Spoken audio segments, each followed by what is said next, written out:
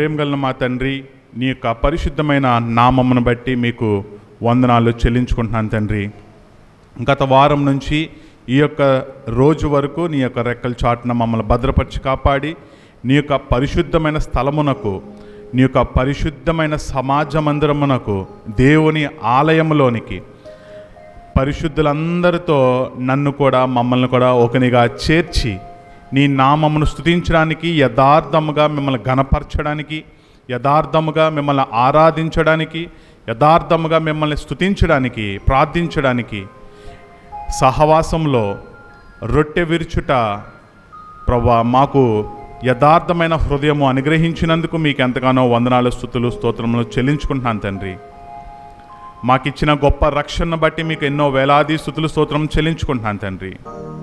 ఈ రీతిగా మిమ్మల్ని స్తుతించడానికి, మిమ్మల్ని జ్ఞాపకం చేసుకోవడానికి, మిమ్మల్ని స్మరించడానికి ప్రభా మాకు అనుగ్రహించిన ఇటు గొప్ప ఆధిక్యతను బట్టి మీకు వందనాలు. ఇటువంటి గొప్ప రక్షణ లేని వారి అందరికంటే మమ్మల్ని అందరినీ మిక్కిలి శ్రేష్ఠులుగా ఈ భూలోకంలో మమ్మల్ని ఉంచిన నీ యొక్క విధానమును బట్టి మీకు ఎంతగానో మేము వందనాలు చెల్లించుకుంటున్నాను తండ్రి. వచ్చిన వారిని బట్టి మీకు వందనాలు. ఇంకా ఎవరైతే రావాల్సిన వారు ఉన్నారో వారందరినీ సమయమునకు త్వరగా క్షేమకరంగా నీ యొక్క సన్నిధికి నడిపించమని, మాలో కూడా వారిని నడిపించమని ప్రార్థిస్తున్నాం తండ్రి. ఎవరైతే వ్యాధి గుండా, బాధలు గుండా ఇంటి వద్దనే ఉన్నారో వారికి పూర్ణ బలమును, శక్తిని అనుగ్రహించి వారిని లేవనెత్తండి ప్రభా. వారికి పూర్ణ స్వస్థత అనుగ్రహించండి. ఎందుకంటే ప్రభా, స్వస్థపరచు యెహోవాను మీరే, నేనే అని అంటున్నారు ప్రభా. అందును బట్టి మీకు వందనాలు. గాయం కట్టే దేవుడు మీరే ప్రభా. బలపరచండి ప్రభా, జ్ఞాపకం చేసుకోండి. మీ సన్నిధిని విడిచిపెట్టి అటు ఇటు తిరిగే వారి కొరకే కూడా ప్రార్థిస్తున్నాం తండ్రి. ప్రభా, మీ సన్నిధి ఎంతో భయంతో, భక్తితో, వణుకుతో మేము కూర్చుని మిమ్మల్ని స్తుతించే ఇటువంటి గొప్ప పరిశుద్ధత ప్రభా మేము జ్ఞాపకం ఉంచుకోమని ఆజ్ఞల్లో ఒక ఆజ్ఞగా మాకు సెలవిచ్చినందుకు మీకు వందనాలు. పరిశుద్ధంగా నీ యొక్క ప్రభు దినమును, ప్రభు ఆలయమును ప్రభా జ్ఞాపకం ఉంచుకోమన్నారు ప్రభా.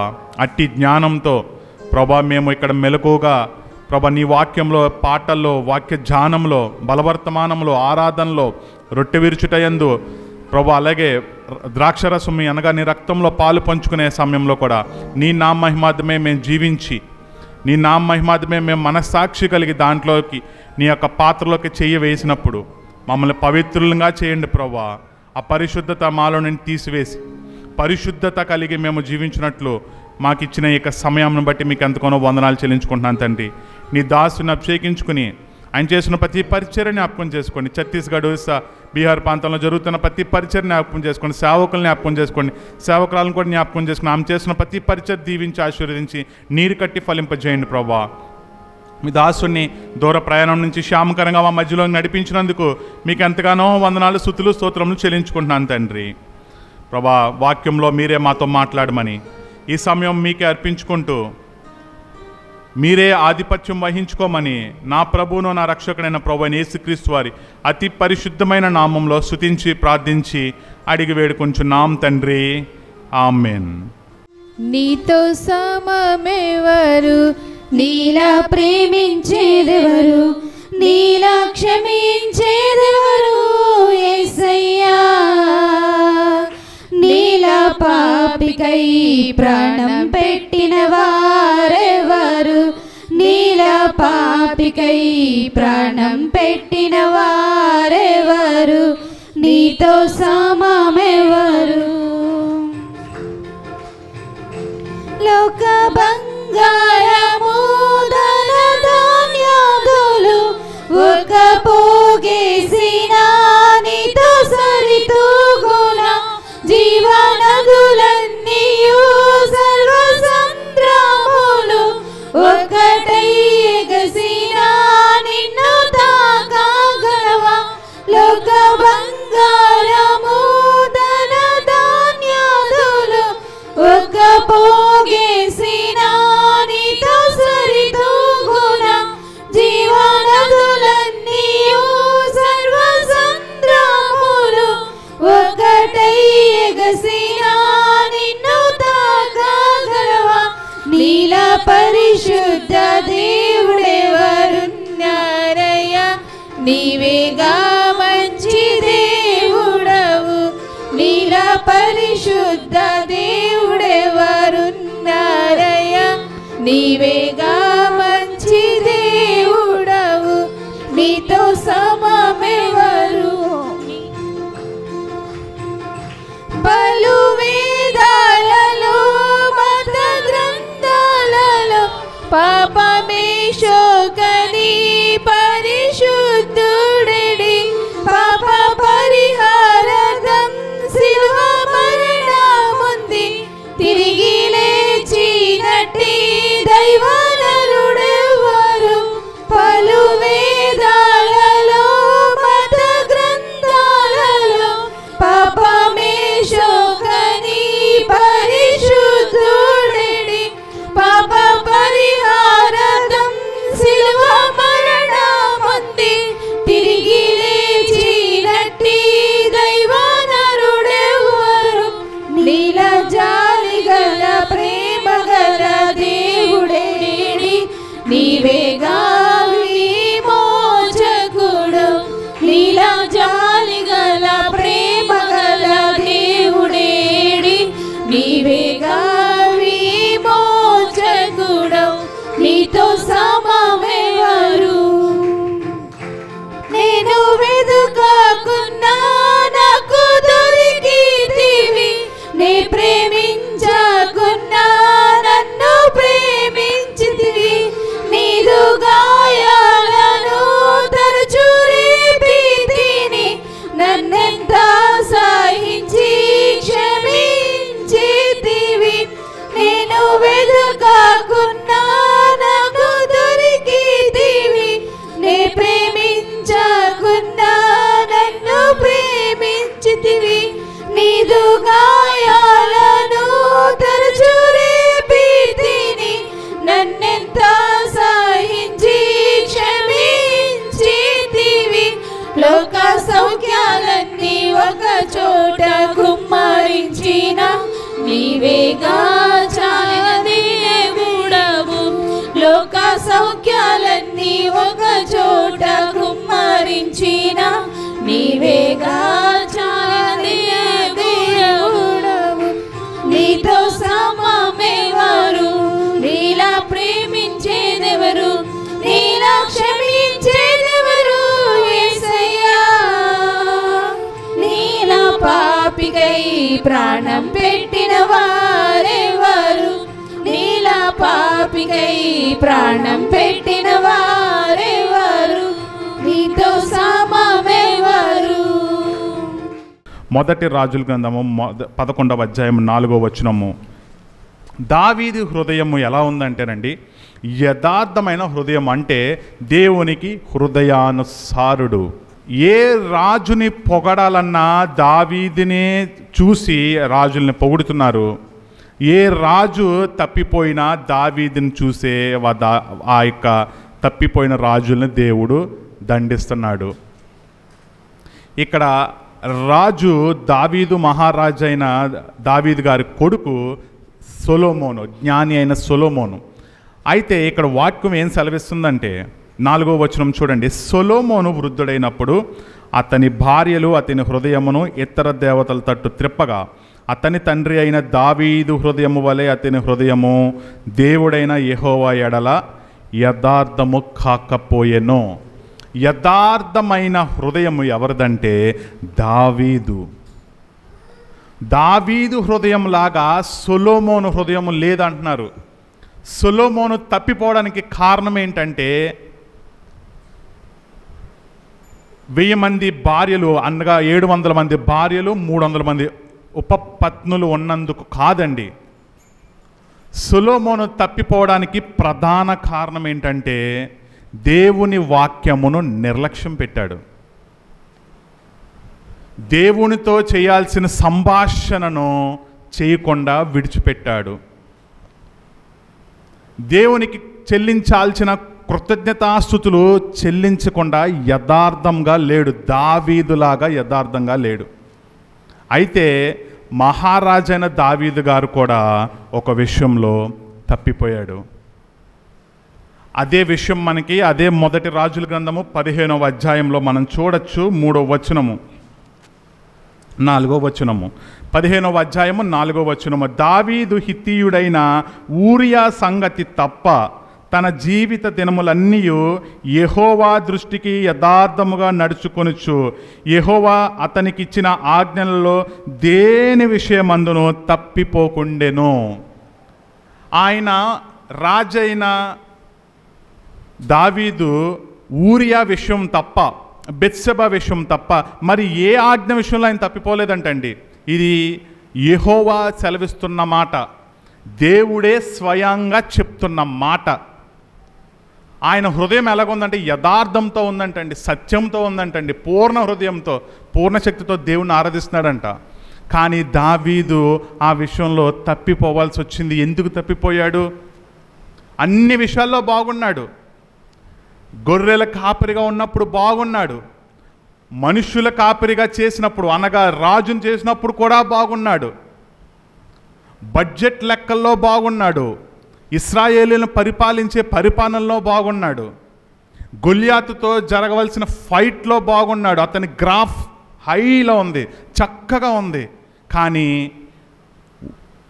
బెత్షెబా విషయంలో తప్పిపోయాడు. బెత్షెబా విషయంలో చేసిన తప్పు ఇంకో తప్పుని ఏం చేసిందంటే ఊరియాని చంపించేయాల్సిన తప్పులోకి దిగిపోయాడు. బెత్షెబాతో చేసిన తప్పు ఊరియాని చంపించేయాల్సిన తప్పులోనికి ఆయన వచ్చేసాడు. కానీ ఏ రాజుని చూడాలన్నా, ఏ రాజుని పొగడాలన్నా దావీదుతోనే. అయితే నాతాను ప్రవక్త వస్తాడు దావీదు దగ్గరికి, సంఘటన చెప్తాడు ఒక ఎగ్జాంపుల్ ద్వారా, ఆ మనిషి నీవే అని అన్నప్పుడు రాజైన దావీదు ఎలా లోబడాడో చూడండి. చెప్తాడు చూడండి. 1 రాజులు 15వ అధ్యాయము 5వ వచనం చూడండి. దావీదు నిమిత్తము అతని తరువాత అతని కుమారుని నిలుపుటకు యెరూషలేమును స్థిరపరచుటకును అతని దేవుడైన యెహోవా యెరూషలేమందు దావీదు దీపముగా అతన్ని ఉండనిచ్చెను. ఇక్కడ ఎవరిని దీపముగా ఉంచుతున్నాడంటే దావీదుని దీపంగా ఉంచుతున్నాడండి. ఎందుకంటే దావీదు దీపంగా ఎందుకు ఉంచుతున్నాడు? అసలు దీపం గురించి బైబిల్లో చాలా చక్కని ప్రతులు ఉన్నాయండి, చాలా చక్కని వాక్యాలు ఉన్నాయి. ఒక వాక్యం చూస్తే కీర్తనలో 119, 105వ వచనంలో నీ వాక్యము నా పాదములకు ఏమై ఉన్నదండి? దీపమై ఉన్నదంట. అది ఏం చేస్తుందంట? నా త్రోవకు వెలుగై ఉన్నది. యథార్థమైన హృదయంలో, యథార్థమైన మార్గంలో నన్ను నడిపిస్తుందంట. ఎవరి పాదాలు? యేసుక్రీస్తు ప్రభు వారి పాదాలు, యెహోవా పాదాలు. ఆయన వెలుగు ఎలాగై ఉంటున్నాడంటే ఆయన పాదం, ఆయన దీపము మనకేంటంటే ఆయన దీపమే మనకి వెలుగు. ఈ దావీదు చేసిన తప్పు వలన నాతాను వచ్చి చెప్పినప్పుడు దావీదు వెంటనే ఏం చేశాడు?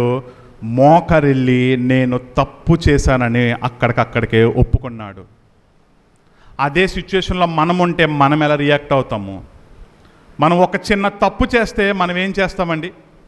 మనం ఒక చిన్న తప్పు చేస్తే మనం ఏం చెప్తాం? నేను కాదని ఫస్టే మనం యథార్థతను విడిచిపెట్టి అబద్ధం మాట్లాడతాం, అబద్ధం పలుకుతాం.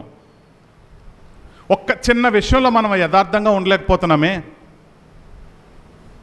ఒక చిన్న విషయంలో మనం యథార్థత వహించట్లేదు. ప్రతి చిన్నదానికి అబద్ధం అబద్ధం అబద్ధం, అన్నిటికీ అబద్ధాలు ఆడుతున్నాం.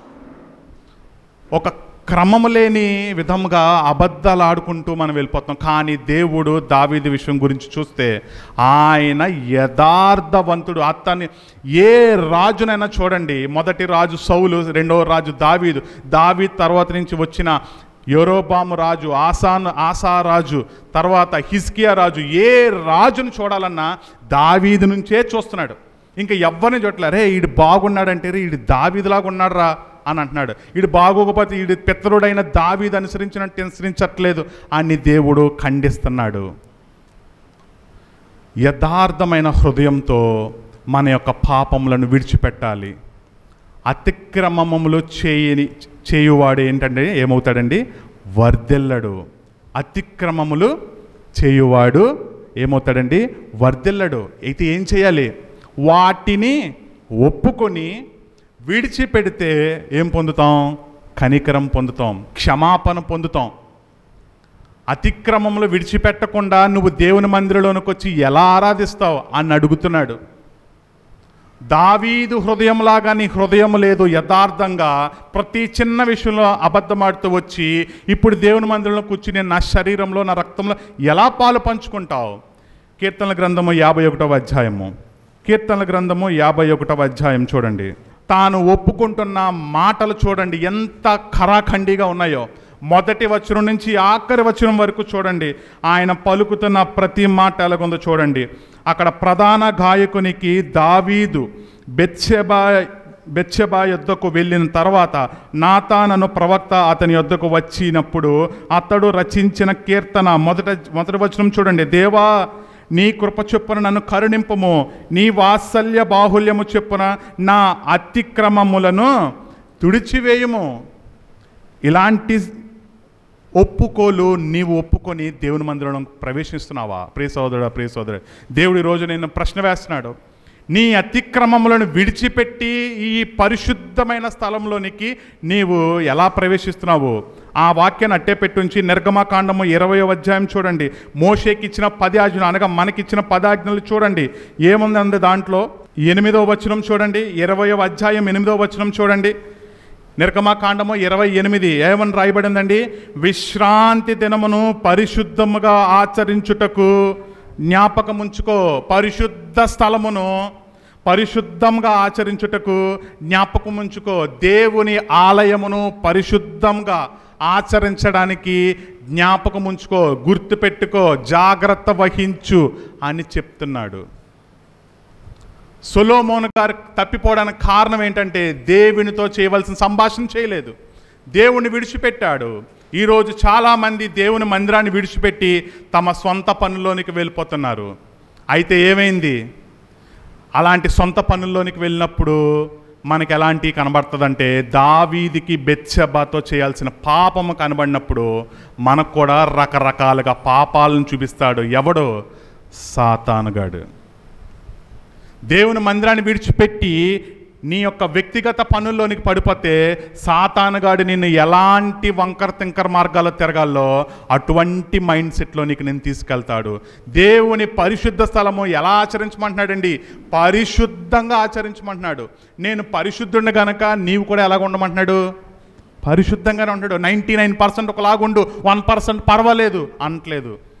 దావీదు విషయంలో దేవుడు ఎంత సీరియస్గా తీసుకున్నాడో మన విషయంలో కూడా దేవుడు అంతే సీరియస్గా తీసుకుంటున్నాడు. ఈ 51వ అధ్యాయము 4వ వచనం చూడండి. నీకు కేవలము నీకే విరోధంగా నేను పాపం చేసి ఉన్నాను, నీ దృష్టి ఎదుట నేను చెడతనము చేసి ఉన్నాను. ఎలా ఒప్పుకుంటున్నాడో చూడండి. మరి ఇటువంటి ఒప్పుకోలు మనకుందా? మన హృదయములకు ఉందా? యథార్థంగా ప్రార్థించమంటున్నాడు కదా, యథార్థంగా ఆరాధించమంటున్నాడు కదా. మరి ఇటువంటి ఒప్పుకోలు నీకుందా?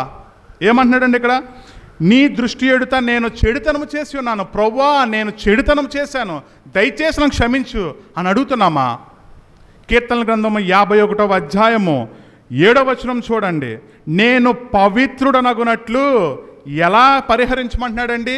హిస్సోపుతో నా పాపమును పరిహరింపము, హిమము కంటే నేను తెల్లగా నుండునట్లు నీవు నన్ను కడుగుము.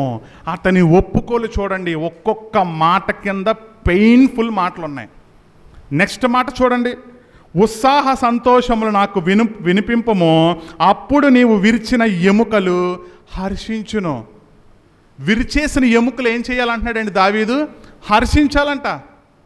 మనం ఆ మాట పలుకుతామండి. ఇరిచేసిన ఎముకు అతుక్కుంటే చాలరా బాబు, ఎప్పుడు హర్షింతాం అయినా అనుకుంటాం.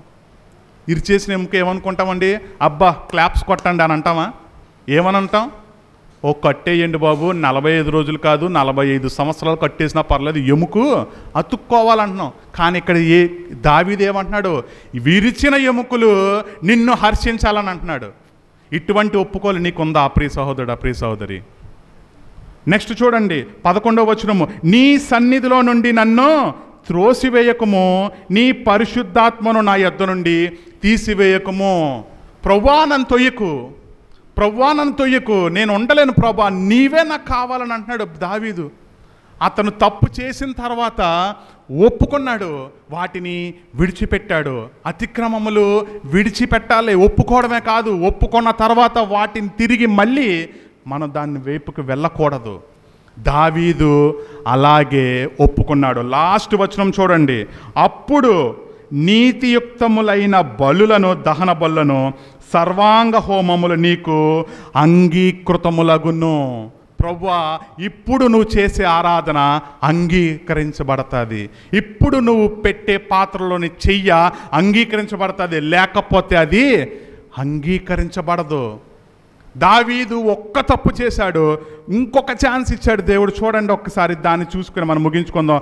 1 రాజులు 1వ అధ్యాయం చూడండి. అక్కడ రాజైన దావీదు బహువృద్ధుడు కాగా సేవకులు అతనికి ఎన్ని బట్టలు కట్టినను అతనికి వెట్ట కలగక ఉండెను. కాబట్టి వారు, మా ఏలినవాడువు రాజువగు నీ కొరకు చిన్నదాని వెతుకుటకు ఒక బెత్షెబ అనే ఒక అమ్మాయిని దావీదు దగ్గర తీసుకొచ్చారండి. ఎందుకంటే అతను వృద్ధుడై బహు చలి కలిగి వెట్ట కలగకుంటే ఒక చిన్నదాన్ని తీసుకొచ్చి ఆయనకు వెట్ట కలగని ఆయన కౌగిట్లో పెట్టాలని ఈ యొక్క ఇశ్రాయేలీలు అనుకుని తీసుకొచ్చారు. 4వ వచనం చూడండి, 3వ వచనం చూడండి. ఇశ్రాయేలీలు దేశపు దిక్కులంట్లు తిరిగి ఒక చక్కని దాన్ని వెతికి అబీషాగు అను షునేమిరాలిని చూచి రాజునొద్దకు తీసుకుని వచ్చిరి. ఈ చిన్నది బహు చక్కనిదై ఉండి రాజును ఆదరించి ఉపచారం చేయుచుండెను, కానీ రాజు ఏం చేయలేదండి, ఆమెను ముట్టుకోలేదు. ప్రభువా, ఒక్కసారి చేసిన తప్పు చాలు, నీకు నాకు ఎంత దూరం అయ్యానో నేను 51వ కీర్తనలో నేను రాశాను. హిస్సోపుతో నా పాపమును పరిహరించు, హిమము కంటే తెల్లగా నన్ను చెయ్యి అని ఒప్పుకున్నాడు దావీదు. నేను ఒకసారి పడిపోయిన పాపంలో తిరిగి నేను మళ్ళీ చెయ్యి పెట్టను, కళ్ళు చూడను, ఉండరాని చోట నుంచోను, చెయ్యరాని పని నేను చెయ్యనని ఒప్పుకోలు చేశాడు. ఇటువంటి ఒప్పుకోలు నీకు నాకు ఉంటే, అటువంటి ఒప్పుకోలు దేవుని ఎదుట, ప్రభువా అతిక్రమములు చేశాను, దాన్ని నేను ఒప్పుకుంటున్నాను, నెక్స్ట్ ఇంకొక పని కూడా చేస్తాను, ఏంటది, విడిచిపెడతాను, ఇంకెన్నడూ దాని దగ్గరికి వెళ్ళను, ఇంకెన్నడూ దాన్ని చెయ్యను, ఇంకెన్నడూ దాన్ని నేను ముట్టను. ఇటువంటి ఒప్పుకోలు కలిగి దేవుణ్ణి మనము ఆత్మ గనుక ఆయన ఆరాధించువారు ఆత్మతో సత్యంతో ఆరాధించాలి. ఇది యథార్థమైన హృదయంతో ఆరాధించడం అంటే. దేవుడు అంటే ఆషామాషి కాదండి. దేవుడు అంటే ఎక్కడో ఉన్నాడు కదా, నాకేంటి కదా అనుకోవద్దండి. దేవుడు మనలోనే ఉన్నాడు, మన హృదయాన్ని పరిశీలించి చూస్తున్నాడు. దేవుడు నీకు సమీపముగా ఉన్నాడు. ఇటువంటి పనులు చేస్తే ఎలా తప్పించుకుంటావు? దావీదు మోకాళ్ళలోని ఏడుస్తూ ప్రార్థన చేశాడు, ప్రభువా నువ్వు నన్ను విడిచిపెట్టద్దు, నన్ను ఎవ్వరు విడిచిపెట్టినా పర్వాలేదు, ఎవ్వరు వదిలేసినా పర్వాలేదు, కానీ నువ్వు విడిచిపెడితే నేను ఉండలేనన్నాడు. మరి దేవుని విడిచిపెట్టి నువ్వు ఉండగలుగుతున్నావా? నువ్వు ఉండగలుగుతున్నావు అంటే నువ్వు రాంగ్ ట్రాక్లో ఉన్నావు. నువ్వు ఉండలేకపోతున్నావు అంటే వాటిని ఒప్పుకోవడమే కాదు, వాటిని విడిచిపెడితే you are in the right track. దేవునితో సంధి అయ్యాలి, ఉండాలి. దేవుని ఆరాధించేవారు ఆయన ఆత్మ నీలో ఉండి ఆరాధించాలంటున్నాడు. మరి అపవిత్రతతో, అక్రమముతో, అపరాధముతో, పాపంతో, సాతానగాడితో ఉంటూ నీవు దేవుని మందిరంలోనికి అసలు ఎలా అడుగు పెడతావు అన్నాడు. ఫస్ట్ ఆరాధించడం పక్కన పెట్టండి, అసలు దేవుని మందిరంలోనికి ఎలా అడుగు పెడతావు అని అడుగుతున్నాడు. వీటిని ఒప్పుకొని విడిచిపెడితేనే నీకు కనికరం పొందుతావు. ఇటువంటి యథార్థమైన హృదయము నీకు నాకు కలిగి ఉండాలని దేవుడు ఈరోజు నాతో మాట్లాడుతున్నాడు, మీతో మాట్లాడుతున్నాడు. దేవుని ఆరాధించువారు ఎలా ఆరాధించాలి? యథార్థమైన హృదయంతో, పూర్ణ శక్తితో, నీ పూర్ణ హృదయంతో దేవుణ్ణి ఆరాధించాలి. నీ తప్పు నీకు తెలిసినప్పుడు నువ్వేం చేయాలి? మోకాళ్ళుని, ప్రభువా నన్ను క్షమించు, ఒప్పుకోవడమే కాదు విడిచిపెట్టాలి. ఎన్నడూ దాని వైపుకి వెళ్ళకూడదు, ఎన్నడూ దాన్ని చూడకూడదు. దేవుడి యొక్క వాక్య భాగాన్ని దీవించును గాక. ఎల్లరూ నీవే నాకెల్లడల వల్లపడదే వివరింప, ఎల్లరూ నీవే నాకెల్లడల వల్లపడదే వివరింప, విమోచకుడా విమోచన నీవే, రక్షకుడవు రక్షణ నీవే విమోచకుడా విమోచన నీవే రక్షకుడవు నా రక్షణ నీవే ఎల్ల వేళలందు కష్టకాలమందు వల్లబడ్డ యేసు స్తుతింతున్ ఎల్లరూ నీవే నాకెల్లడల వల్లపడదే వివరింప ఎల్లరూ నీవే నాకెల్లడల వల్లపడదే వివరింప సృష్టికర్తవు సహాయము నీవే ఇష్టుడా నీవు నా త్రిత్వము నీవే సృష్టికర్తవు సహాయము నీవే ఇష్టుడా నీవు నా త్రిత్వము నీవే ఎల్ల వేళలందు కష్టకాలమందు వల్లబడ్డ యేసు స్తుతింతున్ ఎల్లరూ నీవే నాకెల్లడల వల్లపడదే వివరింప ఎల్లరూ నీవే నాకెల్లడల వల్లపడదే వివరింప జ్ఞానము నీవే నా పావన నీవే దానము నీవే నా గానము నీవే జ్ఞానము నీవే నా పావన నీవే దానము నీవే నా గానము నీవే ఎల్ల వేళలందు కష్టకాలమందు వల్లబడ్డ యేసు స్తుతింతున్ ఎల్లరూ నీవే నాకెల్లడల వల్లపడదే వివరింప ఎల్లరూ నీవే నాకెల్లడల వల్లపడదే వివరింప జ్యోతియు నీవే నా నీతియు నీవే ఆదియు నీవే నా అంతము నీవే జ్యోతియు నీవే నా నీతియు నీవే ఆదియు నీవే నా అంతము నీవే ఎల్ల వేళలందు కష్టకాలమందు వల్లబడ్డ యేసు స్తుతింతున్ ఎల్లరూ నీవే నాకెల్లడల వల్లపడదే వివరింప ఎల్లరూ నీవే నాకెల్లడల వల్లపడదే వివరింప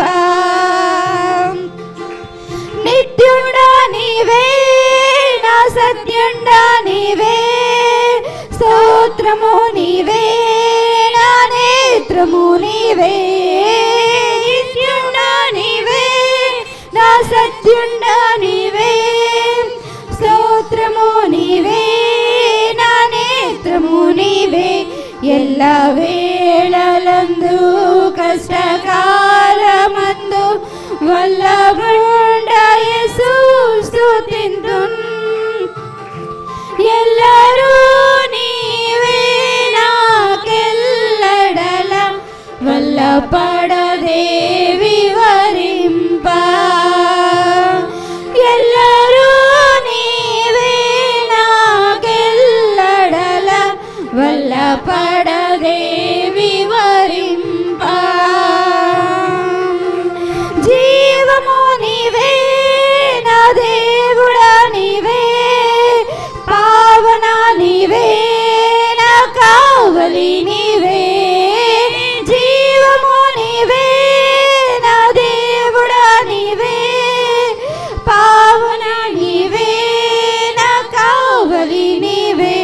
ఎల్ల వేళలందు కష్టకాలమందు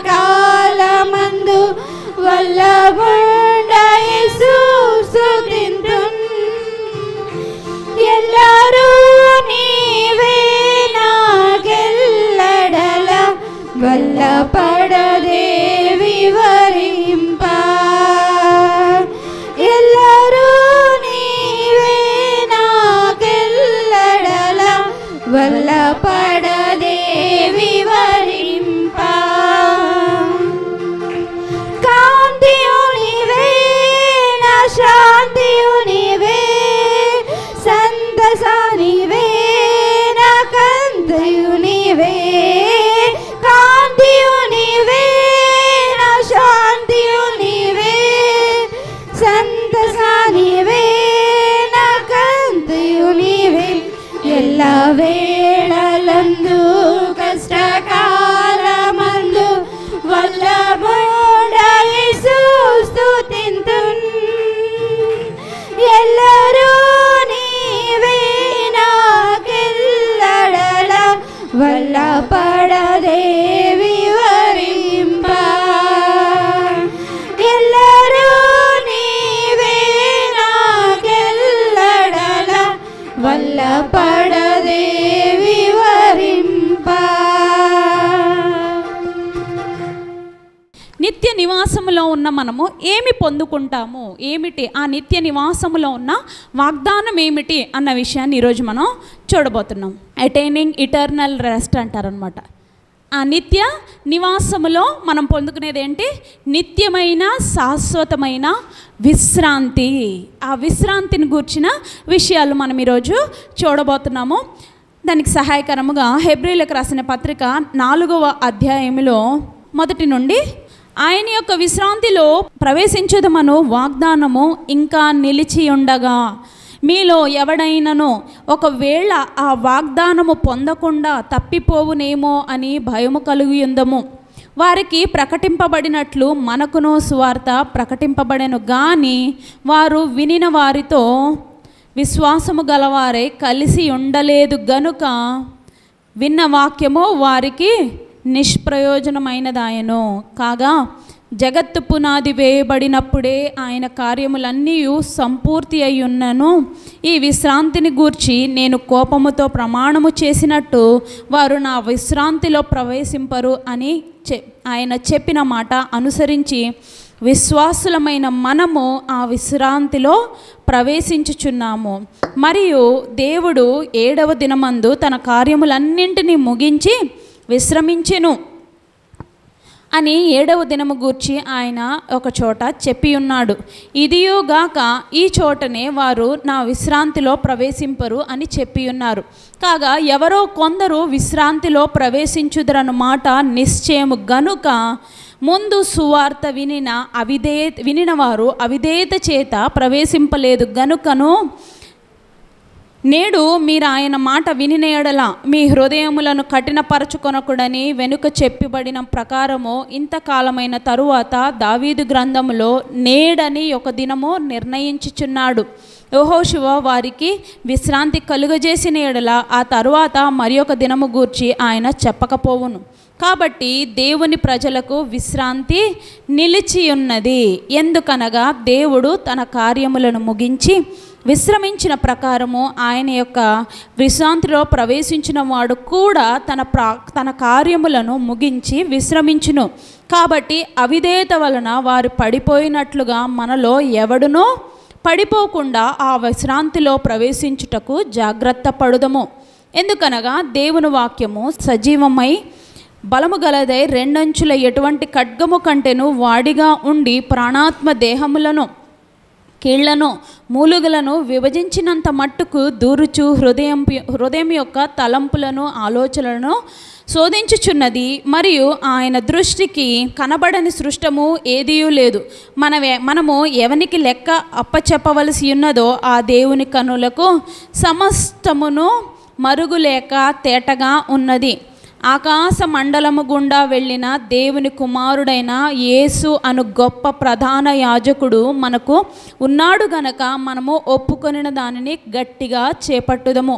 మనము మన ప్రధాన యాజకుడు మన బలహీనతల యందు మనతో సహానుభావము లేనివాడు కాడు గాని సమస్త విషయములలో మన వలనే శోధింపబడినను ఆయన పాపము లేనివాడిగా ఉండెను. గనుక మనము కనికరింపబడి సమయోచితమైన సహాయము కొరకు కృప పొందినట్లు ధైర్యముతో కృపా సింహాసనము యొద్దకు చేరుదము. ఇశ్రాయేలీల యాత్ర గురించి వారు వారు వారు వారు అని సంబోధిస్తూ ఇశ్రాయేలీలు 40,000 మంది ఐగుప్తులో నుండి బయటికి వచ్చారు. అయితే వచ్చిన వీరందరూ అనేక సార్లు మోషే మాటకు లోబడలేదు, దేవుని మాటకు లోబడలేదు, తిరుగుబాటు చేస్తూ చేస్తూ చేస్తూ చేస్తూ చాలామంది అటు తప్పిపోయారు, ఇటు తప్పిపోయారు, అటు వెళ్ళిపోయారు, ఇటు వెళ్ళిపోయారు. అలాగా చివరికి దేవుడు వాగ్దానము చేసిన ఆ వాగ్దాన భూమిలోకి ఎంటర్ అయింది ఎంతమంది అండి? 40,000 మందికి. అంటే కేవలం ఆ రోజుల్లో 40,000 మంది అంటే కేవలం అందరూ పిల్ల పెద్దలతో కౌంట్ చేసిన వారు కాదు. కేవలం 40,000 మంది పురుషులు, వారి భార్యలు, వారి బిడ్డలు, వారి పశువులు, గొర్రెలు, పనివారు, పనికత్తెలు, ఇంకా గొర్రెలను మేపేవారు, వాళ్ళందరూ చూసుకుంటే ఇంకెన్ని లక్షల కోట్ల మంది ఉన్నారో మనకు తెలియదు. కానీ వీరందరిలో ఇన్ని లక్షల మందిలో ఎంతమంది చేరుకున్నారంట దేవుని వాగ్దాన భూమికి? ఆ రోజుల్లోనే ఆ పరిస్థితి మన పితరులు. ఏమండి? అందుకే దేవుడు ఆ సందర్భాన్ని వాడుకుంటూ భక్తుడిని ఇక్కడ ఆయత్తపరిచి ఈ వాక్యాలు మన కొరకు రాయించారు. ఎందుకు? ఎంతమంది వాక్యము వింటున్నారే, ఈ విని చూడండి, వారికి ప్రకటింపబడినట్లు మనకును, 2వ వచనం 4:2లో ఆ మాటే ఉంది. వారికి ప్రకటింపబడినట్టు మనకును సువార్త ప్రకటింపబడెను కానీ వారు వినిన వారితో విశ్వాసము గలవారై కలిసి ఉండలేదు గనుక విన్న వాక్యము వారికి నిష్ప్రయోజనమైనదాయను. ఈ విన్న వాక్యములో నిష్ప్రయోజనము అయిపోవటం దేవునికి ఇష్టం లేదు. ఎందుకు? ఈ విన్న వాక్యానుసారమైన జీవితము, ఈ భక్తి ఎలా, మనం భక్తిలో విశ్వాసములో ఎలా నిలబడతామండి? దానికి ఇప్పుడు ఆత్మకు ఆహారం ఏమిటి? దేవుని వాక్యంలో ఉన్న ఆ విశ్రాంతిని, అందులో ఉన్న ఆ నెమ్మదిని, ఆ విశ్రాంతిని, లేకపోతే ఆ పీస్ అంటారు, ఆ శాంతిని మనము అలవాటు చేసుకోవాలి. వాక్యము మన ఆత్మకు, మన శరీరానికి మనం ఆహారం తీసుకున్నప్పుడల్లా, పానీయం తీసుకున్నప్పుడల్లా మనం అదే జ్ఞాపకం చేసుకోవాలి. అరే, నా శరీరం కొరకు నేను ఎంత ఆలోచించుకొని ఆహార పానీయాలు తీసుకుంటున్నానే, మరి నా ఆత్మకు నేను ఈరోజు ఏం ఆహారం ఇచ్చాను, ఏం పానీయం ఇచ్చాను అని మనల్ని మనమే పరీక్ష చేసుకోవాలి. అందుకే అక్కడ భక్తుడు చాలా స్పష్టంగా రాశాడేంటి?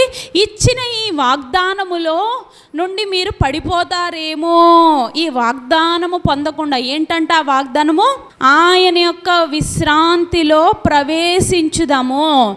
ఆయన కుమారులను ఎవరిని పిలుస్తారని విన్నాం. ఎవరైతే ఆయన వాక్యములో నిజముగా నిలబడతారో వారే కుమారులై ఉంటారు, వారినే దేవుడు ఆయన గృహములోనికి స్వీకరిస్తాడు అన్న మాటను మనం యోహాను సువార్త 8వ అధ్యాయంలో నుండి చూసాం. అవునండి, అదే వాగ్దానము, దాని కంటిన్యూషనే ఈ మాట. ఏంటి? విశ్రాంతి. ఎక్కడ దొరుకుతుందండి విశ్రాంతి? ఏమండి, మనం రెస్ట్ తీసుకోవాలనుకుంటే ఎక్కడికి వెళ్ళి తీసుకుంటాం? ఉద్యోగంలో రెస్ట్ తీసుకోవచ్చా? బయట మార్కెట్లో రెస్ట్ తీసుకోవడానికి ఉంటుందా? ఇంకేదైనా పని మీద వెళ్తే అక్కడ రెస్ట్ తీసుకోవడానికి ఉంటుందా మనకి? మరి ఎక్కడ మనం రెస్ట్ తీసుకునేది? గృహానికి వెళ్తాము. మరి ఈ 70 ఏళ్ళు, ఈ 60 ఏళ్ళు చక్కగా నిద్రపోతూ హాయిగా విశ్రాంతి తీసుకొని గృహము దగ్గరే ఉండి మనం విశ్రాంతి తీసుకోవాలనుకుంటున్నాము. మరి మన ఆత్మకు విశ్రాంతి ఎక్కడుందంట? దేవుని యొద్ద ఉంది.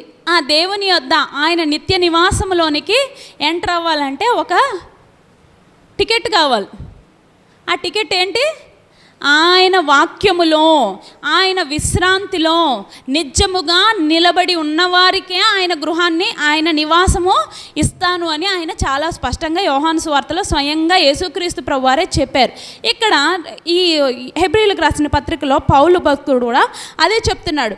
మీలో ఎవడైనాను ఒకవేళ ఆ విశ్రాంతి పొందుకొనలేక పడిపోతారేమో అని, చూడండి, ఆ వాగ్దానము పొందకుండా తప్పిపోవునేమో అని భయము కలిగి ఉందాము. మనం బ్రతికినన్నాళ్ళు ఆ భయము కలిగి మనం ఉండాలంటే హెబ్రీయులకు రాసిన పత్రిక 4వ అధ్యాయం 1వ వచనం చదువుతున్నానండి.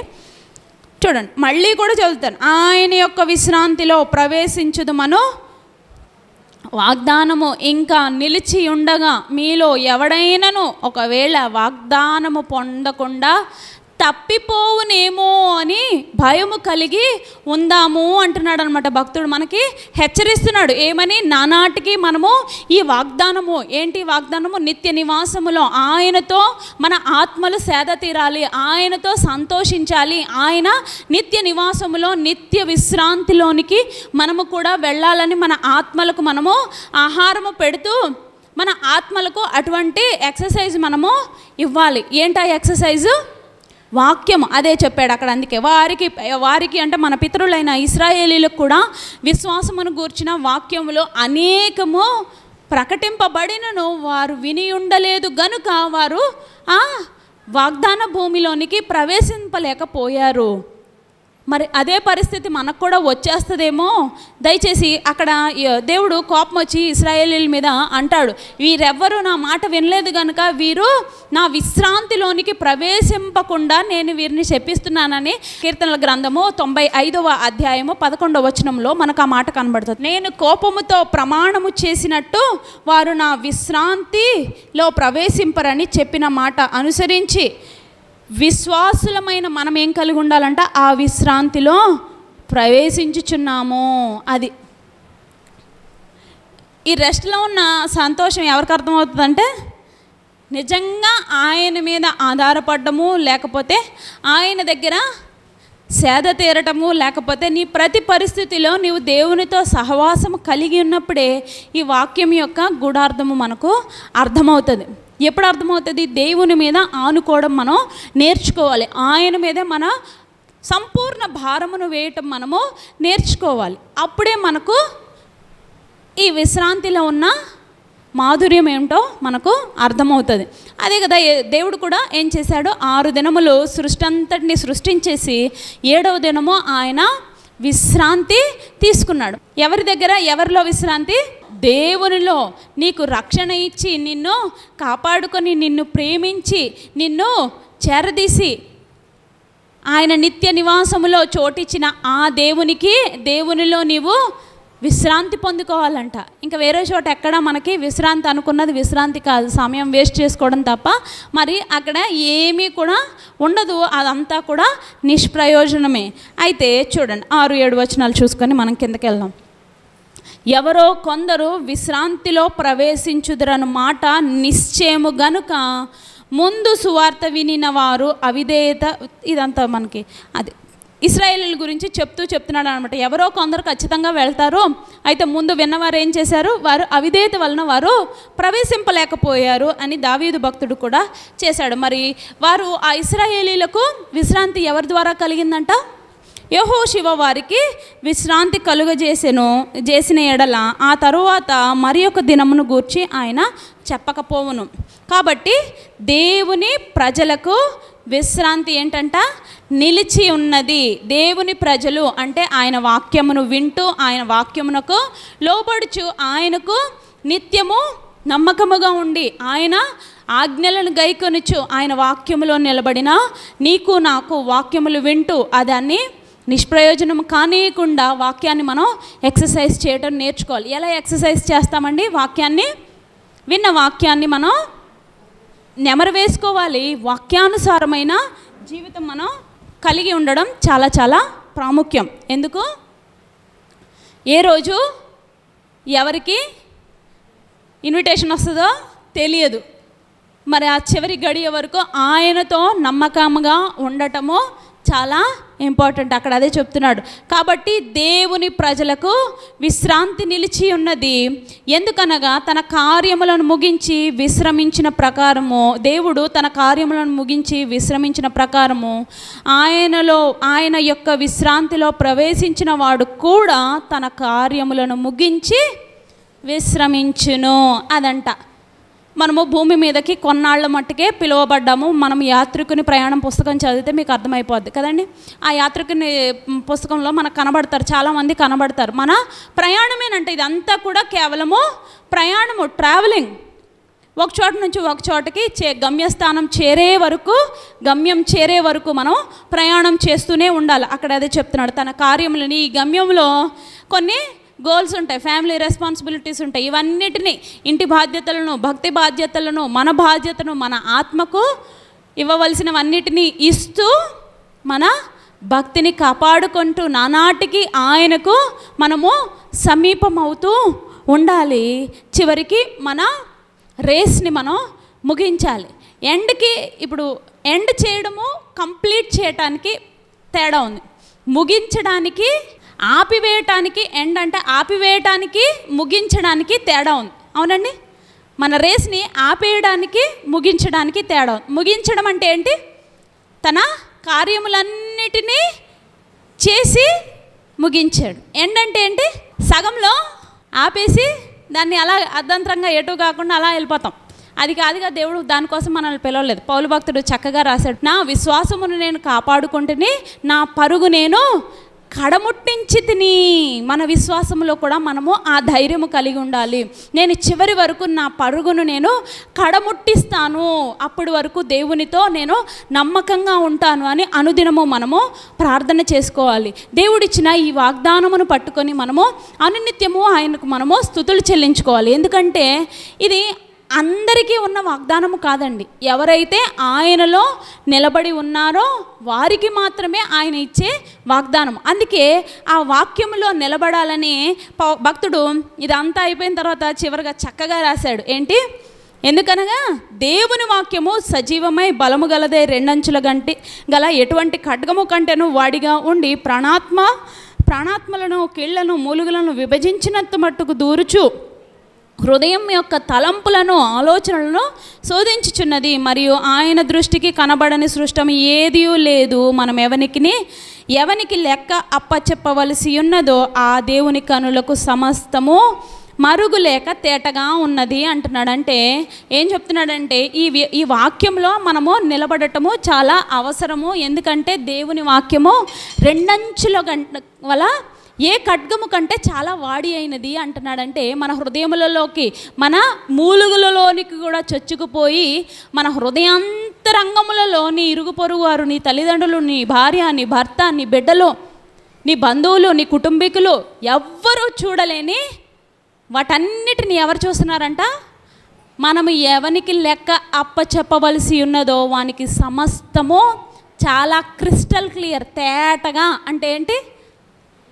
చాలా క్లియర్గా కనబడుతున్నది. కాబట్టి అటువంటి దేవునికి మనం ఎలా ఉండాలంట? మన ప్రధాన యాజకుడు ఎట్టి రీతిగా ఆయన పనిని ముగించుకొని తండ్రి విశ్రాంతిలోకి చేరిపోయాడో ఆయనే మనకి మాదిరి గనుక ఆ యేసుక్రీస్తు ద్వారా ఈ వాక్యమందు నిలబడి నీవు నేను కూడా ఆ నిత్య నివాసములోనికి, ఆ విశ్రాంతిలోనికి ప్రవేశించాలి అని ఆయన కోరుకుంటున్నాడు. అట్టి కృప దేవుడు నీకు నాకు దయచేయునుగాక. ఆరాధనా ఆరాధనా ఆరాధనా ఆరాధనా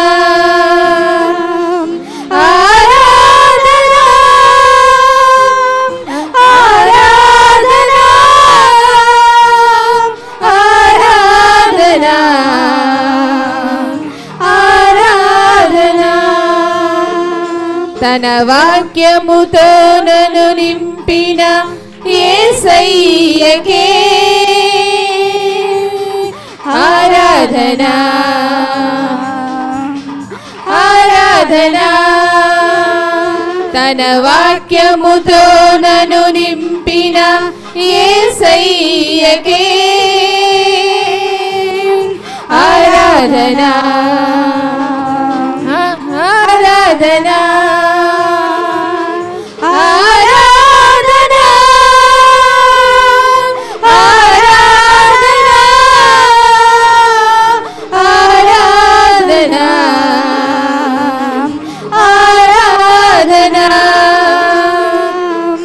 ఆరాధనా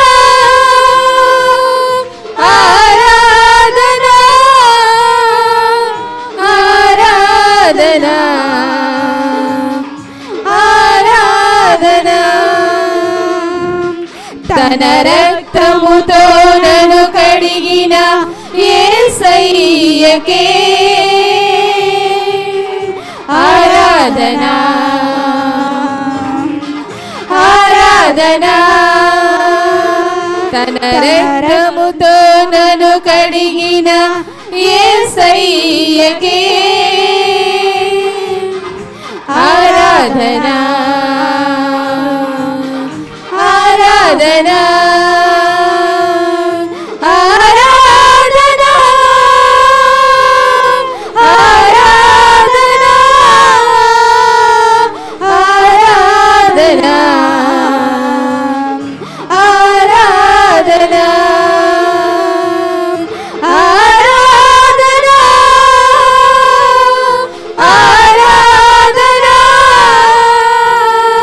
ఆరాధన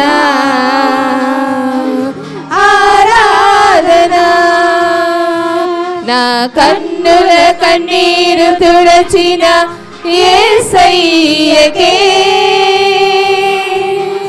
ఆరాధన ఆరాధన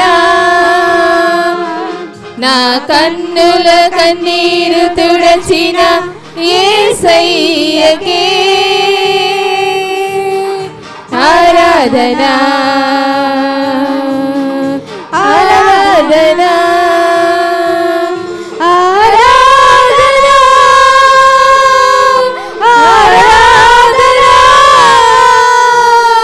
ఆరాధన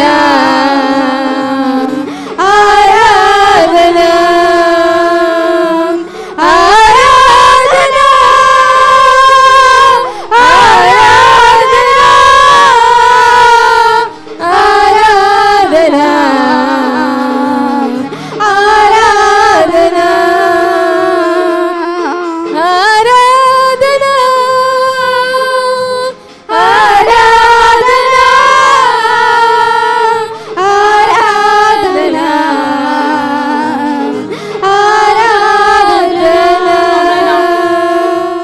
మత్తయి సువార్త 8వ అధ్యాయము 23వ వచనము. ఈ సన్నివేశంలో నుంచి దేవుడు మనకి ఏం నేర్పిస్తున్నారో పాఠాన్ని ఒకసారి మనం చదువుకుందాం. యేసు ప్రభువారు దోణి ఎక్కినప్పుడు ఆయన శిష్యులు ఆయన వెంట వెళ్ళిరి. దయచేసి గమనించండి, యేసు ప్రభు శిష్యులు ప్రభు వెంట వెళ్తారు. ఏం చేస్తారండి? ప్రభు శిష్యులు ఎవరు వెంట వెళ్తారు? స్నేహితులు వెంట కాదు. యేసు ప్రభు శిష్యులు ప్రభువుని వెంబడించడం మొదలుపెట్టిన తర్వాత, మీరు కూడా ఆలోచించుకోండి, మీరు ఎప్పుడైతే ప్రభువుని వెంబడించడం మొదలుపెట్టారో, యేసు ప్రభు శిష్యులు, అర్థమవుతుందా? మంచి లెసన్ ఇది. ప్రభువుని వెంబడించడం మొదలుపెట్టిన తర్వాత ఇంకెవ్వరిని వెంబడించలా. స్నేహితులను వెంబడించలేదు, బంధువులను వెంబడించలేదు, మరి ఎవరిని కూడా వెంబడించలా. యేసు ప్రభు శిష్యులు ప్రభువుని వెంబడించడం మొదలు పెట్టాక ప్రభువుని మాత్రమే వెంబడించారు. మరి చాలా సందర్భాల్లో మనం ప్రభువుని వెంబడించడం మొదలు పెట్టి మరలా లోకాన్ని, స్నేహాన్ని, ఫోన్లను, టీవీల్ని, లోకాల్ని, నేత్రాస, జీవపు డమ్ము, శరీరానికి నచ్చేవి, శరీరానికి ఇష్టపడి చేసే పనులు ప్రభుని వెంబడించడం మొదలుపెట్టిన తర్వాత కూడా ఈ చేస్తున్నారా? శిష్యులు మనకి ఏం నేర్పిస్తున్నారంటే, ఒక్కసారి ప్రభుని వెంబడించడం మొదలుపెట్టిన తర్వాత, మీ అందరికీ తెలుసు శిష్యులు ఎవరైనా వెంబడించారా? ప్రభుని వెంబడించడం మొదలుపెట్టిన తర్వాత ఇంక ఎవరినైనా వెంబడించారా? మరి మీరేం చేస్తున్నారు? ఏ మధ్యలో లోకం కావాల్సి వచ్చిందా? లోకాశలు వచ్చినాయా? ఏమండి, శిష్యులకి రాలేదనుకుంటారా? మత్తయి డబ్బులు ఎక్కెట్టుకున్నాడు షాప్లో. సొంకరి అంటే పనులు కలెక్ట్ చేస్తున్నాడు, ఎక్కువ కలెక్ట్ చేసేసి. నాకు చాలా ఆశ్చర్యం వేస్తుందండి. మన ఊరిలో షాపుల్లో ఎక్కడైనా డబ్బులు ఎక్కెట్టుకునేటప్పుడు ఏమండి ఆ బిస్కెట్ ప్యాకెట్ ఏమన్నా అంటే డబ్బులు ఎక్కదాం కదా, లెక్క ఎక్కడ పోద్దని. యేసు ప్రభు శిష్యులు ఒక్కసారి ప్రభుని వెంబడించడం మొదలుపెట్టిన తర్వాత ఇంకా అటు ఇటు లోకం వైపు, లోకాశల వైపు, శరీరాశల వైపు, లోకాన్ని ఎంజాయ్ చెయ్యాలి, స్నేహితులతో ఎంజాయ్ చెయ్యాలి, తిరగాలి, చూడాలి. ఈ ఆశ వాళ్ళు చచ్చిపోయింది. ఆ ఆశ కలిగి లేరు వాళ్ళు. పేతురు అడిగాడు, ప్రభువా అన్నీ విడిచిపెట్టేసి నీ వెనకాల వచ్చేసామే, మరి మాకేంటి? మీకు కూడా అదే అనొచ్చు. పేతురు మీరు అడిగిన ప్రశ్న కాదు, మీరు డైరెక్ట్గా ప్రభువుని పేతురు అడిగితే, ప్రభువా నేను అన్ని వెంబడించేసామి, అన్ని వదిలేసి మరి మాకు ఏంటి ప్రభువా అని పేతురు అడిగాడండి. మనం అడిగితే ఉంది, పేతురు అడిగేశాడు, మరి మాకేంటి ఎవడిగాడండి, నాకేటట అన్నాడు. ప్రభు చెప్పారు, ఇదిగో నీ కోసం నేను దాచించా, ఇది లోకంలో ఎవరికి ఇవ్వబడదు, ఏర్పాటు చేయబడిన నీలాంటి వ్యక్తులకే దేవుడు మనకి ఏర్పాటు చేశాడు. ఈ పాఠం నేర్చుకోండి. యేసు ప్రభు శిష్యులు ఆయనను వెంబడించడం మొదలుపెట్టిన తర్వాత మరి ఎవరిని కూడా వారు వెంబడించలా. మీ జీవితంలో మీరు ఎవరిని వెంబడిస్తున్నారో ఒకసారి ఆలోచించండి. శరీరాశల్ని తీర్చుకోవడానికి వెళ్తున్నారా? మనం ఎటు పరిగెడుతున్నాం? ఏం తీర్చుకోవడానికి? ఏం కావాలి మనకి? ఎవరి కోసం, దేనికోసం పరిగెడుతున్నాం మనం? శిష్యులు ఎవరిని వెంబడించలేక ఒక్కసారి వారు ప్రభుని వెంబడించడం మొదలుపెట్టిన తర్వాత ఇంకెవరిని వెంబడించలేదు. ఎవరిని శిష్యులేమి దిగొచ్చిన వాళ్ళు కాదు, వారు మనలాంటి అతి సామాన్య మనుషులే, ఎవరు పనులు చేసుకుంటూ ఉన్నారు. అవునే కాదండి? ఈరోజు మీరు నిర్ణయించుకోవాల్సింది ఏంటంటే, ఇంగ్లీష్లో గొప్ప పాట భక్తుడు రాశాడండి, చాలా గొప్ప పాట. బహుశా ప్రపంచం మొత్తంలో కూడా ఈ పాట ప్రతి భాషలో ట్రాన్స్లేట్ చేయబడింది. ఇంగ్లీష్లో ఈ పాట ఏంటంటే, I have decided to follow Jesus, I have decided to follow Jesus, no turning back, no turning back. ఇది అర్థమవుతుంది కదండి? నేను డిసైడ్ అయ్యాను టు ఫాలో, సిలువ మీద ఉన్న యేసుని వెంబడించడానికి నేను డిసైడ్ అయ్యాను ఫాలో అవుతాకి. I have decided to follow Jesus. రెండో లైన్ ఏంటో తెలుసండి, no turning back, no turning back. ఈ శిష్యులు రాలేదండో, ఒక విశ్వాసం రాశాడు. ఎవరు రాశారు ఇది? ఒక విశ్వాసం. ఏమని రాశాడు ఒకసారి పాడతారా పాట? The cross before me, the world behind me. లోకం ఎక్కడ ఉందండి? The world is behind me. సరిపోతుంది. సిలువు పట్టుకుని నడుస్తాను, నేను పరిగెడతాను ఒక యాత్రికుని వల్లే. లోకం ఎక్కడుంది? The world is in front of behind. ముందుందా వెనకాల ఉందా? విశ్వాసకి అనగా విడిచిపెట్టేసి వచ్చాను. నేను లోకాన్ని నేను విడిచిపెట్టి వచ్చేసాను. నేను ఎప్పుడైతే ప్రభులో నేను బాప్టిజం తీసుకున్నానో, I have decided to follow Jesus, ప్రభుని వెంబడించడానికి సిద్ధపడ్డాను. నా లోకం వెనకాల ఉంది, సిలువ ముందు ఉంది, ఆయన కోసమే నేను పరిగెడతాను తప్ప మరలా లోకం కోసం పరిగెడతాను. శిష్యులు ఒక్కసారి ప్రభుని వెంబడించడం మొదలుపెట్టిన తర్వాత మరలా లోకం వైపు తిరగలేదు. మీరు తిరుగుతున్నారా? ప్రభు యొక్క గాయాలను రేపకండి దయచేసి. ఒక్కసారి ప్రభుని వెంబడించడం మొదలుపెట్టిన తర్వాత ఇక మరలా వెనక్కి మనము, అంటే లోకం తిరగడం అంటే ఏంటి? నేను మందిరంలో ఉన్నాను కదా, నేను చర్చకు వస్తాను కదా, నేను ప్రార్థన చేస్తున్నాను. No no no no no. నీ హృదయం ఎక్కడుంది? హృదయాన్ని చూస్తాడు దేవుడు. ఒక్కసారి ప్రభుని వెంబడించడం మొదలుపెట్టిన తర్వాత మరి ఏ విషయంలోనూ కూడా మళ్ళీ వెనక్కి తిరగకు. ఆ ధోని ఎక్కినప్పుడు ఆయన శిష్యులు ఆయన వెంట వెళ్ళిరి. గొప్ప విషయం ఏంటంటే, ఏమండి అప్పుడప్పుడే వెంబడించారా, లేకపోతే ఇంక ఎప్పుడు ప్రభువుతోనే ఉన్నారో వాళ్ళు చెప్పాలి. శిష్యులు ప్రభుని అప్పుడప్పుడు వెంబడించారా? ఖాళీ ఉన్నప్పుడు పని ఉందని వెళ్ళిపోయారా? అయ్యగారు అర్జెంట్ పని ఉందని అయ్యగారు రోజు అయ్యగారు రమ్మన్నారండి అర్జెంట్గాను. ప్రభుని వారు విడిచిపెట్టకుండా వెంబడించారు. ఏంటంటే పాఠం? ప్రభుని ఏం చేశారని వాళ్ళు విడిచిపెట్టకుండా వెంబడించారు. ఆ ధోని ఎక్కినప్పుడు ఆయన శిష్యులు ఆయన వెంట, ఆయన ఎక్కడికి వెళ్ళినా కూడా వెళ్ళారు, విడిచిపెట్టకుండా వెళ్ళారు. పాఠం చూడండి. అంతటి సముద్రం మీద తుఫాను లేచినందున ఆ ధోని అలల చేత కప్పబడిను. అప్పుడు ఆయన నిద్రించుచుండగా, ఏంటండి నిద్రించుచుండగా వారు ఆయన యొద్దకు వచ్చి, ప్రభువా నశించుపోవచ్చున్నా మమ్మల్ని రక్షించుమని ఆయనను లేపిరి. అందుకు ఆయన అల్ప విశ్వాసులారా ఎందుకు భయపడుచున్నారని వారితో చెప్పి లేచి గాలి సముద్రమును గద్దింపగా మిక్కిలి నిమ్మలమాయి. దయచేసి గమనించండి. ఈ వచ్చిన మనం నేర్పించే పాఠం ఏంటంటే, బాగా ఆలకించాలి. ఇది విశ్వాసం గురించి మాట్లాడుతుంది. దేని గురించి అండి? అందుకని అల్ప విశ్వాసులు అని తిట్టాడు ఆయన. మీ జీవితంలో ఏ పరిస్థితినైనా మార్చి మేలుకరంగా మలచగలిగిన దేవుడు ఒక్కడే.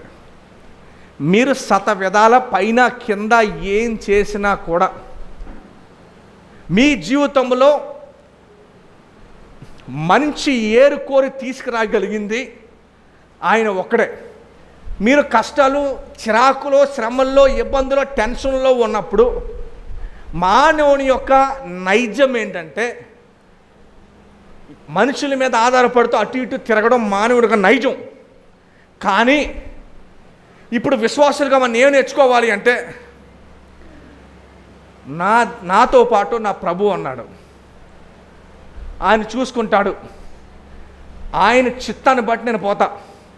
నా బంధువులు, స్నేహితులు, ఇరుగు పొరుగు వారు వీళ్ళని చెప్పారో ఇంపార్టెంట్ కాదు. ప్రభువుకు నేర్పిస్తున్న పాఠం ఏంటంటే మన దగ్గర నుంచి, మీ అందరి దగ్గర నుంచి కూడా దేవుడు ఆశిస్తాడు. దీన్ని ఏమని ఆశిస్తాడంటే ఆయనకు కావాల్సింది ఏంటంటే మీరు ఆయన మీద 100కి 100% ఆధారపడటం. దేవా నువ్వు ఉన్నావు చాలు, ఎవరేమనుకున్నారో నాకు సంబంధం లేదు, నాకు అవసరం లేదు, నీ వాక్యం ఏం చెప్తే అదే చేస్తాను. I will put my trust in you. నీలో ఉన్న పూర్తి విశ్వాసాన్ని నేను ఉంచుతాను నేను. అది ప్రభు మీ అందరి దగ్గర నుంచి ఆశిస్తున్నాడు. ఏ పరిస్థితిలో ఉన్నా కానీ ఆయనకు అప్పచెప్పేయండి. ఆయనకి ఈరోజు అప్పచెప్పేసి, దేవా నా పరిస్థితి నీ చేతిలో పెడుతున్నా, నువ్వే దీన్ని నడిపించు. ఇది బైబిల్ ప్రభువుకి నేర్పిస్తున్న పాఠం. విచిత్రం ఏంటంటే వాళ్ళు సముద్రంలో ఉన్నారు, వీళ్ళందరూ చాలా ఈతగాళ్ళు, చేపలు పట్టుకొని జాలర్లు, సముద్రంలో పుట్టి పెరిగిన వాళ్ళు. కానీ ప్రభువుని లేపారు. ప్రభువా మేము నశించు, మమ్మల్ని రక్షించు. మమ్మల్ని ఎమర్జెన్సీలో ప్రభువుని పిలిచారు, చనిపోయే టైంలో పిలిచారు. నాకు తెలిసి మీ జీవితంలో కూడా శ్రమలు, ఇబ్బందులు, కష్టాలు, ఎవరు తీర్చలేని సమస్యలు కూడా ఉండొచ్చు. ఎవరి దగ్గరికి వెళ్ళినా అమ్మో వాళ్ళేమనుకుంటారని సిగ్గుపడుతూ మీలోనే మీరు మదన పడుతూ బాధపడుతున్న శ్రమలు కూడా ఉండొచ్చు. మీరు ఏ శ్రమల గుండా వెళ్తున్నా నాకు తెలీదు. ప్రాబ్లం ఏంటో తెలిసిన చాలామంది శ్రమల గుండెల్లో వెళ్తున్నా కూడా మోకాళ్ళేసి ప్రభు మీద ఆధారపడి ప్రభువా సహాయం చేయండి అని అడగడానికి ఇష్టపడరు. వాళ్ళు శ్రమల్లో ఉండే వెళ్తూ శ్రమల్లో ఉన్నా పర్వాలేదు అమ్మ ఎలాగైనా సరే భరిస్తూ ఏడుస్తూ అలా పడిపోతారు. కానీ తగ్గింపు హృదయం కలిగి తగ్గించుకొని ప్రభువా నన్ను మన్నించండి అని చెప్పి మోకాళ్ళ మీద ఉండటానికి ఇష్టపడరు. దేవుడు అంటున్నాడు, ఇదిగో ఆయన లిటరల్గా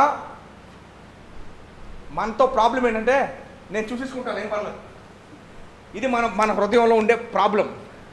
కానీ నువ్వు చూసేసుకుంటాలే పర్లేదు అన్నప్పుడు కూడా దేవుడే నీకు ఇస్తున్నాడు. తెలుసా మీకు ఆ విషయం? నువ్వు అడగకుండా నేను చూసేసుకుంటాలే, నాకేంటి బలం ఉంది, డబ్బులు ఉన్నాయి, పనికి వెళ్తాను, ఉద్యోగానికి వెళ్తా,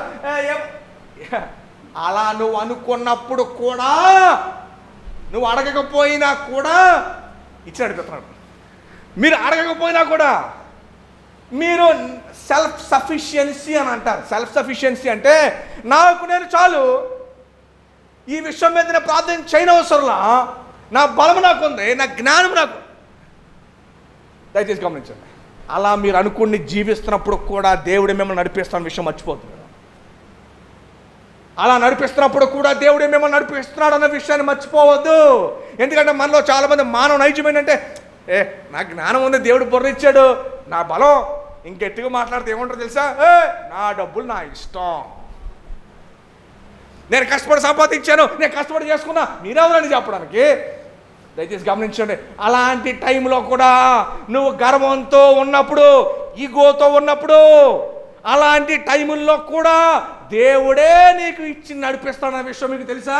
ఈ సత్యం ప్రభు మీ వద్ద నుంచి ఆశిస్తుంది ఏంటంటే complete total faith and dependency. ప్రభు మీద పూర్తి విశ్వాసము, ఆయన మీద ఆధారపడము. ఇందాక మీరు చెప్పాను చూసారా, చాలా మందికి ఉన్న ఫీలింగ్ ఏంటంటే మోకాళ్ళేసి గంటలు తడబడి ప్రార్థన చెయ్యాలా, దేవుడు ఉత్తినే చేసేచ్చు కదా అనకపోయినా బుర్రలో అదే ఉంది. సో ఈరోజు మనం నేర్చుకునే పాఠం చూడండి. శిష్యులు ఏం చేస్తారండి, ప్రభువుని ఎక్కడికి వెళితే ఆయన అక్కడ వెంబడించారు. ఒక్కసారి ఆయన వెంబడించడం మొదలుపెట్టిన తర్వాత ఇంకా ఆయన విడిచిపెట్ల. ఈరోజు మిమ్మల్ని మీరు ఆత్మవిమర్శ చేసుకోవాలి. మిమ్మల్ని అందరూ కూడా మీరు ఆత్మవిమర్శ చేసుకోవాలి. నేను ప్రభువుని వెంబడించిన తర్వాత ఎన్నిసార్లు తప్పుపోయాను నేను. దేవుడు మరలా ఈరోజు మీకు మరలా నూతన ఛాన్స్ ఇస్తున్నాడు. ఈరోజు దేవుడు ఈ మాటలు మాట్లాడిస్తున్నాడు అంటే మరలా ఈజ్ గివింగ్ అనదర్ ఛాన్స్ ఇస్తున్నాడు కదా అని చెప్పి లూజు తీసుకో దయచేసి. God is giving you one more chance. దేవుడు మీకు మరలా ఇంకో ఛాన్స్ ఇస్తున్నాడు. ఒకసారి ఆయన వెంబడించడం మొదలుపెట్టిన తర్వాత మరలా వెనక్కి తిరగవద్దు. నీ ఆశల్లో, నీ కోరికల్లో అందుకనే దేవుని బిడ్డలు ఏం తెలుసుకోవాలి? మీ బైబిల్ మీరు తెలుసుకోవాలి. దయచేసి అందరూ కూడా ఈరోజు నుంచి మొదలు పెడతారని బైబిల్ తెలుసుకోవడం. చదువుతారా గట్టిగా? దయచేసి గమనించి ప్రియ సహోదరి సహోదరుడా, దేవుని వాక్యం మీతో మాట్లాడుతున్న చెప్తున్న మాట ఏంటంటే, ఒక్కసారి ప్రభుని వెంబడించిన మొదలుపెట్టిన తర్వాత మరలా వెనక్కి తిరగకూడదు. ప్రభు మన దగ్గర నుంచి ఆశించేది ఏంటంటే పూర్తి విశ్వాసం. అల్ప విశ్వాసం కాదు, సగం విశ్వాసం కాదు, కొంచెం విశ్వాసం కాదు, పూర్తి విశ్వాసం. దేవుడికి నేను అప్పచెప్పాలి. నా జీవితంలో జరగని పనులు, కష్టాలు, ఇబ్బందులు ఏదైనా దేవునికి అప్పచెప్తాను. నేను ఆయన దగ్గర చూడండి, దేవుడు వాళ్ళకి ఏం కార్యం చేశారు. 26వ వచనం, అందుకు అల్ప విశ్వాసులారా ఎందుకు భయపడుచున్నారని వారితో చెప్పి లేచి గాలిని సముద్రము గర్దింపగా మిక్కిలి నిమ్మలమాయను. ఏమైపోయినాయండి? మిక్కిలి. మీ జీవితంలో పరిస్థితులన్నీ దేవుడు చక్కదిద్ది మంచి రోజులు తీసుకురావాలని ఆశిస్తున్నారా? మీరు ఆశిస్తున్నారా? ఏమండి, నేను చూసింది ఏంటంటే, చాలా బోధకులు చెప్పిన మాట ఏంటంటే, చాలామంది విశ్వాసులు అంట ప్రార్థన చేయకుండానే దేవుడు తీర్చేయాలని ఆశిస్తారంట. అది కరెక్ట్ కాదు. దేవుడు అలా పని చేయరు. ఖచ్చితంగా అడుగుడి, అడుగుడి, తట్టుడి, వెతుకుడి, దొరకను. మీరేం చేయాలి? అడగాలి. ఏం చేయాలి? తట్టాలి. ఏం చేయాలి? వెతకాలి. అర్థమైందండి? సో అంచేత దయించి ప్రార్థన చేయడం మొదలు పెట్టండి. ఏముండిపోయింది మీ జీవితంలో? కష్టము, శ్రమ, ఇబ్బంది. ప్రభు దగ్గర ప్రార్థన చేయడం మొదలు పెట్టండి. ఆయన మీకు సహాయం చేస్తాడు. ఆయన ఆ మనుషులు ఆశ్చర్యపడి ఆశ్చర్య కార్యాలు మీరు ఎక్కడి నుంచోని దేవునికి సాక్ష్యం చెప్పాలి. ఆయన చేసిన ఆశ్చర్య కార్యాలు నేను వివరించేదనని దావీదు అన్నాడు. అది మీరు ఇక్కడ నుంచి వివరించాలి. ఆయన ఎట్టివాడో వివరించాలి. ఆయనకు గాలియు సముద్రమును లోబడుచున్నావని చెప్పుకున్నారంట. మీరు చెప్పే సాక్ష్యాల ద్వారా ఈ గ్రామం అంతా చెప్పుకోవాలి దేవుడు చేసిన కార్యాల కోసం. అర్థమైందండి? అంతే తప్ప ఏ కార్యాలు జరగకుండా ముందుకు నడవకుండా ఏటి బాబు ఎన్నాళ్ళు చూసినా ఎలాగే ఇంతే. No no no no no no. ఇందాక మీరు చెప్పాను చూసారా, చాలామంది దేవుడే ఇచ్చేస్తాను అని చెప్పి ఏం చేయకుండా ఉంటారంట. అలా ఉండద్దు దయచేసి. నేను చెప్పింది అర్థమైందా? ఆ మార్పు వస్తుందా మీకు? మీ తలంపుల్లో మార్పు వస్తుందా? ఎందుకంటే మీరు అడగట్లా, దేవా నాకు ఇది కావాలి. విసుగుగా ఒకటి అడిగితే దేవుడు ఇచ్చేదాకా మానక ప్రార్థన చేయడం. ఒకటి అడిగితే దేవుడు ఇచ్చేదాకా మీరు మానవద్దు. దేవుడు మీకు ఇస్తాను ప్రామిస్ చేశాడు, మనకి వాగ్దానం చేశాడు ఇస్తానని. So we have nothing to fear. మనకు భయపడడానికి ఏమీ లేదు. God is with you. ఆనాడు ఇశ్రాయేలీయులు ఫరో సైన్యం తరుముకొచ్చేస్తుంటే ఆపడానికి అగ్నిస్తంభాన్ని వెలువెట్టాడు. అగ్నిస్తంభం దాటిన తర్వాత ఎర్ర సముద్రాన్ని పాయలు చేశాడు. ఇది కథ కాదండి, ప్రపంచాన్ని అంతటికి తెలిసిన సత్యం. ఈనాడు ఇశ్రాయేలు దేశం అక్కడ ఇంకా ఉంది అంటే ఆనాడు దేవుడు వారి కోసం ఎర్ర సముద్రాన్ని పాయలు చేశాడు కనుకనే 6 నెలల మంది నడిచారు కనుకనే వారు ఇంకా దేశము ఇశ్రాయేలు దేశం ప్రపంచంలో ఈరోజు మనం రోజు వార్తల్లో వింటున్నామని కారణం ఆ రోజు దేవుడు వారి కోసం 6 నెలనే. పాత నిబంధన గ్రంథంలో ప్రతిరోజు కూడా ఇశ్రాయేలులను చంపడానికి చుట్టూ ఉన్న దేశాలన్నీ రోజు రెడీ అవుతున్నాయి పాత నిబంధన గ్రంథంలో. ఈరోజు ఏమైనా మారిందా? పక్కన ఉన్న సిరియా, ఇటు పక్కన ఉన్న ఐగుప్తు, మొన్నే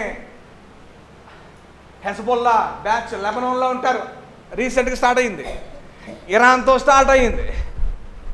ఖతార్ కూడా ఇండైరెక్ట్గా పాలస్తీనాకి సపోర్ట్ చేస్తుంది. నిన్న నేను వార్తలో చూస్తూ ఉన్నాను. చుట్టూ శత్రువులే, కానీ దేవుడు ఇశ్రాయేలు దేశాన్ని కాపాడుతున్నాడు. కోడె తన రెక్కల కింద పిల్లలు కాపాడినట్టు దేవుడు వారిని అది పాడి ఇప్పుడు ఆవిరైపోలేదు. తిప్పి కొడితే వైజాగ్ నుంచి రాజమండ్రి అంత ఉంటుంది అంతే. చుట్టుపక్కల దేశాలన్నీ ఎగిసి వారి మీదకి రాగా దేవుడు వారిని ఈరోజు కాపాడు. 2 నిమిషాలు పట్టదండి ఆ దేశాన్ని స్మాష్ చేస్తారు. కానీ దేవుడు రెక్కలు చావటం వాళ్ళందరినీ కూడా అట్టి దేవుడిని ఈరోజు మీరు కూడా సేవిస్తారన్న మాట మర్చిపోవద్దు. ఆ మాట మర్చిపోవద్దు మీరు. ఆ మాట మీరు మర్చిపోవద్దు. సో అంచేత అడుగుడి, దేవుడు ఇచ్చేదాకా మీరు దానిని శిష్యులు ఆయన వెంబడించాలి. ప్రభుని హత్తుకొని ఉండండి, ఆయన పట్టుకొని ఉండండి, ఆయన విడిచిపెట్టద్దు, ఆయన నాకుంటే చాలు, అన్నీ ఆయనే చూసుకుంటాడని చెప్పి ఆయన మీద మీరు ఆధారపడండి. మీరు మీ కుటుంబము ఆయన మీద ఆధారపడితే ఆయన మిమ్మల్ని అందరికీ చేరుస్తాడు. ఆయన మిమ్మల్ని అందరికీ, ఈ శ్రమ నీ ప్రతి కష్టము ఆయనే మిమ్మల్ని అందరికీ చేరుస్తాడు. శిష్యులే చేర్చాడు, ఇశ్రాయేలు దేశాన్ని చేరుస్తున్నాడు. అంతకంటే మీ కొరకు ప్రాణం పెట్టి మిమ్మల్ని ప్రేమించిన దేవుడు మిమ్మల్ని ఎన్నడూ కూడా మిమ్మల్ని విడిచి పెట్టాడు. దేవుడి వాక్యమును దీవించునుగాక.